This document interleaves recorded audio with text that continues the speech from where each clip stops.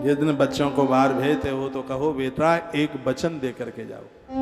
आदि शंकराचार्य भगवान जब सन्यासी बनने के लिए जा रहे थे तो उनकी बूढ़ी माता रो पड़ी थी। एक ही तो बेटा था। गंगा दशहरे का दिन था। शंकर ने मन में विचार किया कि मां तो जाने नहीं देगी, अब मैं करूं तो करूं क्या। सो गंगा दशहरा निलाने के लिए 8 साल का बच्चा अपनी मां को लेकर गंगा के घाट पहुंचा। साउथ की दक्षिण की बात है। बालक अंदर पानी में गहरा कूद गया और धर चिल्लाया, कहा मां मुझे मगर ने पकड़ लिया, मां मैं मरा। मैया बहुत रोई, हे शंकर हे परमात्मा मेरे बच्चे को सुरक्षित रख। 8 साल का बच्चा था, सिद्धियां आ गई थी पास में। शंकर ने एक दूसरा भेष बनाकर पानी के अंदर से आवाज लगाई, कहा हे देवी यदि तू अपने बेटे को सन्यासी बनाने के लिए आज्ञा दे दे तो ये काल तेरे बच्चे को छोड़ देगा। दूसरे रूप में वही बोल गए नीचे पानी में से। मैया की आंख में आंसू आ गए और कहती है मैं अनुमति तो दे दूंगी, मैं बूढ़ी हूं। शंकर बेटा एक वादा करके जाओ, जब मेरी मृत्यु हो तो मेरी अर्थी में आग लगाने के लिए बेटा तू कहीं भी हो तुझे सूचना मिले तो मेरी अर्थी में अग्नि संस्कार करने के लिए जरूर आना। एक माता पिता ये चाहते हैं कि उनका अंतिम संस्कार उनके बेटे के हाथ से मुखाग्नि दी जाए। शंकर ने वायदा किया। फिर तो वो आदि शंकराचार्य बने। जब उनको सूचना मिली हमारी मां का शरीर छूट गया, सन्यासी थे वो, और जब अग्नि संस्कार करने के लिए आए तो गांव के लोगों ने विरोध किया। शमशान घाटों पर हड़ताल हो गई। हम अग्नि चिता नहीं देने देंगे क्योंकि सन्यासी को अधिकार नहीं है। शंकर ने कहा कोई बात नहीं, चिता तुम्हारी तो देहली हमारी। उन्होंने अपने घर की प्रमुख देहली पर अपनी मां का अंतिम संस्कार कर दिया।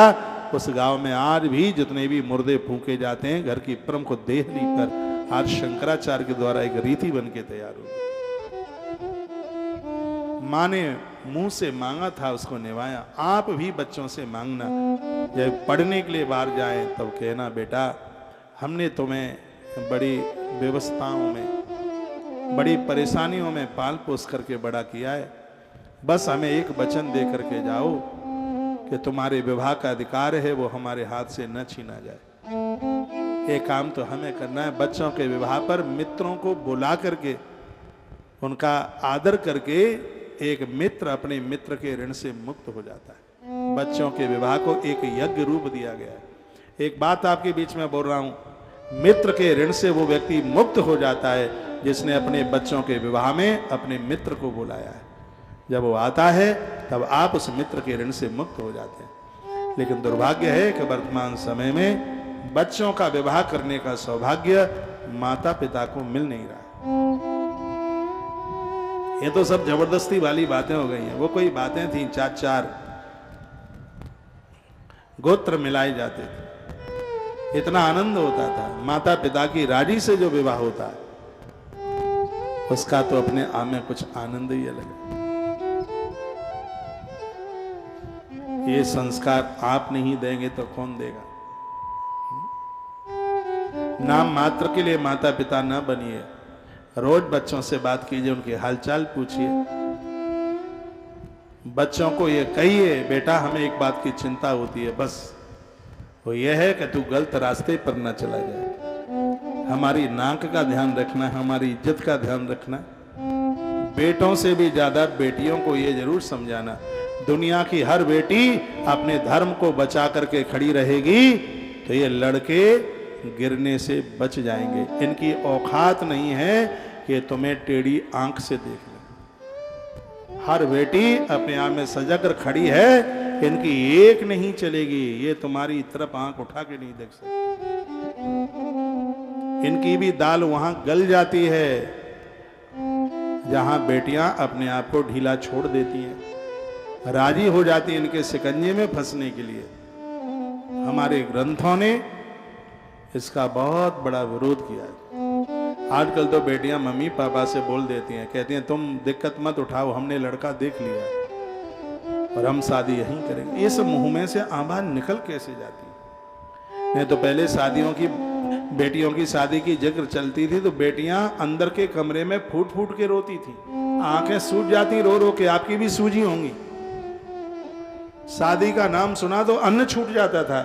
अब हम चली पराए घर, बेटी चली पराए देश। आंख में आंसू होते थे, रोती थी, आंख को कान लगाए, पापा और बताओ घर कैसा है, सास कैसी है, देवरा कैसा है, जेठानी से तुमने बात करी थी, ऐसी बातें पूछती। पापा वो बगल में वो संजू अंकल है ना, उन्होंने मोहिनी जीजी के विवाह में 14 लाख रुपए की कार दी है, तो पापा आप हमें क्या दोगे? ऐसा मुंह खोल करके बेटियां बोल देती आज के टाइम। पिता देखता रह जाता है। ये तो सब घटनाएं मेरे आगे घटी हैं, मैंने देखा है, ये सुनी सुनाई बात थोड़ी है। हम जैसे लोगों को तो आश्चर्य होता है, अचंभा होता है। अपनी संस्कृति को बचा करके रखिए। जन्म मात्रमपि येन सठेन किंची चित्तम विधाय सुख शास्त्र कथान पीता चांडाल वच्च खरवदतेन नीतम मिथ्या स्वजन्म जननी जनि दुख भाग। घड़ी का कांटा 3 बज के लगभग 49-50 मिनट पर पहुंच रहा है। 4 बजे कथा का लाइव टेलीकास्ट कटअप होगा। आप जहां से भी जहां सुन रहे हैं शीघ्र ही तुलसी तपोवन यूट्यूब चैनल पर जुड़कर आज की कथा को पूरा सुनिए। इससे पितर प्रसन्न हो जाएंगे, बहुत आनंद हो जाएगा, बहुत आनंद होगा। मैं एक बार पुनः उन पूर्वजों को प्रणाम करता हूं जिनकी आतिथियां हैं पूरे देश में कहीं भी, और आज के अनुष्ठान से वो निश्चित रूप से वो संतुष्ट होंगे। हम तो यहाँ श्री गया जी की धरती पर आए इसलिए पुरखों को तृप्ति मिले, और उस श्राद्ध के जितने नियम हैं, तर्पण के जितने नियम हैं, वो सब यहाँ से उन्हें पूरा किया जा रहा है। एक बार पिंडदान करने के तत्पश्चात चौथी पीढ़ी में पिंडदान होता है, उससे पहले नहीं होता। पिता ने किया है तो ना पुत्रों को जरूरत है, ना पुत्रों के पुत्रों को जरूरत है करने की, पर उससे आगे की जो पीढ़ियां है वो करती है। ऐसा नहीं है कि बार पापा करके आ गए हैं पिंडदान तब 500 पीढ़ियों को कोई जरूरत नहीं है। चौथी पीढ़ी से फिर आरंभ हो जाता है, ऐसा वर्णन है ग्रंथ में। बड़ी अद्भुत महिमा है इसकी। बोलो बांके बिहारी लाल की, श्री हनुमान जी महाराज की जय। आज का दिन बड़ा मांगलिक है, द्वितीया का श्राद्ध है। हमने यहाँ से संकल्प किया है और मुझे बड़ा आनंद आया जब पीतल के 5 बर्तनों का जब यहाँ से संकल्प हुआ। पहली बार हुआ है, आ तो रहे हैं 2011 से, लेकिन बस ऐसे ही भगवान की कृपा हो गई है और यह भी करने का सौभाग्य प्राप्त हो गया। मैं बड़ा खुश हूँ क्योंकि 10 ब्राह्मणों के लिए 5 बर्तन का संकल्प करने का सौभाग्य मौका मुझे भी मिल गया है। और हमने भी संस्था का पैसा उधार नहीं रखा, 6100 रुपया 6100 रुपया जमा कर दिया है। कल हमने यहाँ से अनाउंस किया था 5 बर्तनों के लिए सहयोग राशि 1250 रुपया। तो मेरे पास वो बड़ी बड़ी थाल और कटोरा आए थे, मेरे पास मैसेज पड़ा है, उसकी कीमत 1240 रुपया थी। लेकिन वो कुछ गुने चुने 23-24 ही सेट मिल पा रहे थे, तो वो संभवतः उसकी पूर्ति हो नहीं पा रही थी।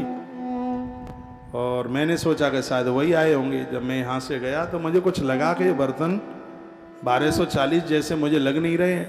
तो कमरे में जाके मैंने फ़ोन किया जो लोग गए थे लेने के लिए। मैंने कहा ये सब चीज़ कितने रुपए की कैसे आई? तो उन्होंने कहा महाराज जी दुकानदार आपका भगत है, आश्रम से जुड़ा हुआ है, उसने 1 रुपया भी कमाई का लिया नहीं है, कुछ और अपना छोड़ दिया है। सब निकुल करके 610 रुपए के पूरे 5 बर्तन पड़े हैं, पूरे के पूरे। मैंने तत्काल यहाँ से सबसे पहला काम यही किया श्राद्ध से पहले आने का। मैंने कहा जिन्होंने 700 रुपया दिया है तो मैं संकल्प करा रहा हूँ 40 रुपया तो तुम्हें अब लौटाएंगे नहीं, कितना 90 रुपया तो अब लौटाएंगे नहीं, 610 रुपये का ये आया है। वो 700 रुपये आपसे लिया है, पहले आपका 1 पात्र ही दान में जा रहा था, अब 700 रुपये में 5 बर्तन 5 पात्र का संकल्प हमने करा दिया। जिन्होंने 1250 रुपये का सहयोग किया है उनका 2 ब्राह्मणों के लिए यानी 10 बर्तनों का संकल्प करा दिया। जिन्होंने 10 ब्राह्मणों के लिए 5-5 बर्तन दिए हैं उनको 6100 रुपये का संकल्प कराया है।